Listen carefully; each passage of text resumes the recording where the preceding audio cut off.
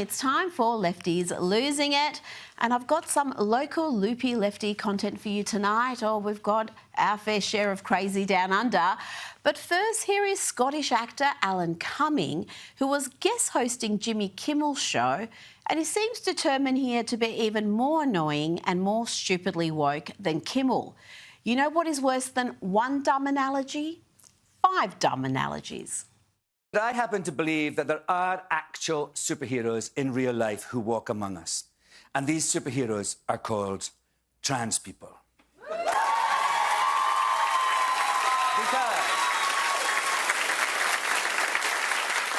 just like superheroes, trans people are born with something special and magical about them, and they often have to hide what's special and magical about them from other people. Like superheroes, they grow up in a society that doesn't understand them, that makes them the other and often hates them. Like superheroes, trans people just want the world to be a safer place, and they believe we should protect each other and live our lives in peace. Like superheroes, evil billionaires want to get rid of trans people for no reason whatsoever. And just like superheroes, trans people are not new. They've been around forever and they're not going anywhere, no matter how much this administration tries to make you fear them. And that painfully unfunny and diabolically dumb monologue was not done yet. Not only does this weirdo see trans people as some sort of superheroes, he seems to think they are treated worse than criminals, worse than rapists. Indeed, he said that on TV, along with this lie about the president. There is no evidence that trans people are a threat to women. There is, however, ample evidence that the President of the United States publicly brags about barging into beauty pageant dressing rooms and grabbing women by their p***s. Wake up, America! Why on earth would a rapist go to the bother of pretending to be trans in a country that actually treats rapists better than trans people? Wake up, America. Gosh, I can't imagine why these late-night TV shows are not rating well. I can't imagine why Greg Gutfeld has an audience that is far larger than all of the others. Now to Australia, where a former reality TV participant turned Instagram influencer, Abby Chatfield, posted this on TikTok, calling on Americans to assassinate the president. This is gross.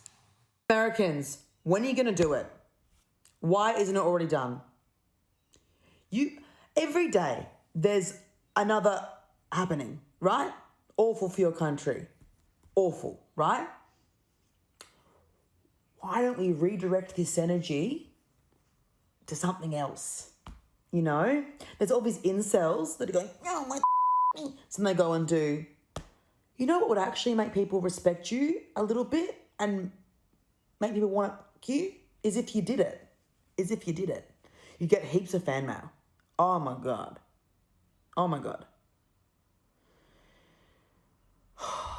Just do it. Yep, unbelievable. And there was this demented performance from the same character calling on Americans to riot because apparently the election was rigged and they have no more democracy. Now, this sad little bully, combination of crybaby and bully, actually has a following among young girls in Australia. That's the sad thing. She has a following, and that's why the Prime Minister sat down with her for a lengthy interview. Sat down with this. Where's the protest?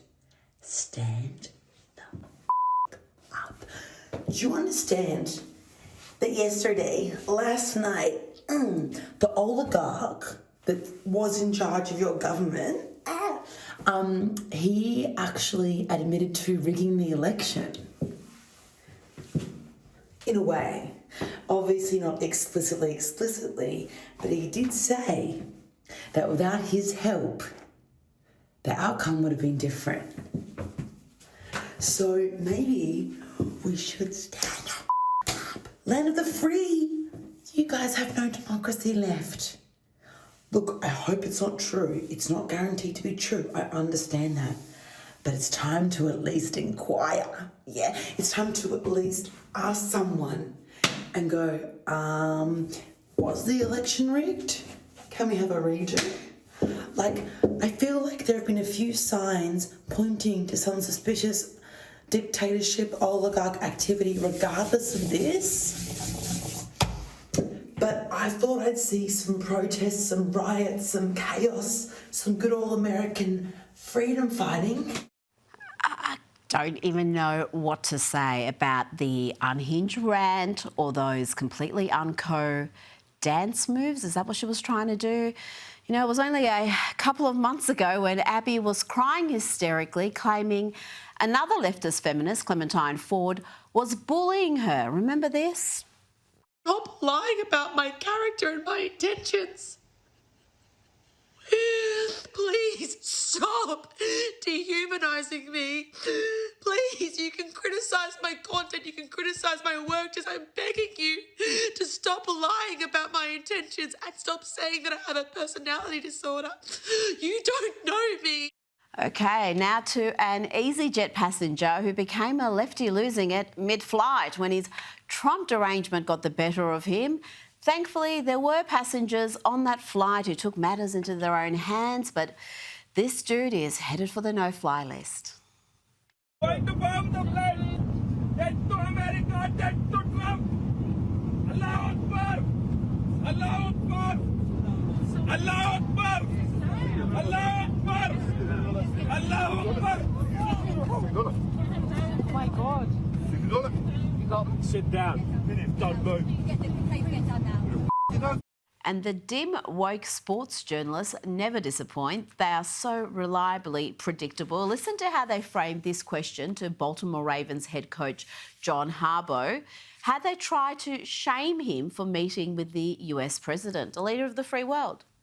Donald Trump has said, denigrating things about Baltimore, including no human being who wants to live there. As a prominent representative of Baltimore. Well, how you frame that question? I would frame the question like, you got a chance to go visit with the president, man. What was that experience like? It was amazing. It was awesome. And I promise you, I root for our president. What a brilliant way to answer that question. And the Super Bowl winning coach wasn't done yet. This is how you handle the biased, bitter press.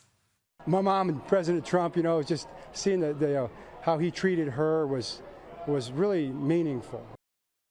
Let's bring in Newsweek senior editor-at-large and Article 3 Project Senior Counsel, Josh Hammer. Josh, I don't know what the coach's politics are. Frankly, I don't really care. But his ability to handle the media hacks, well, it was Trump-like.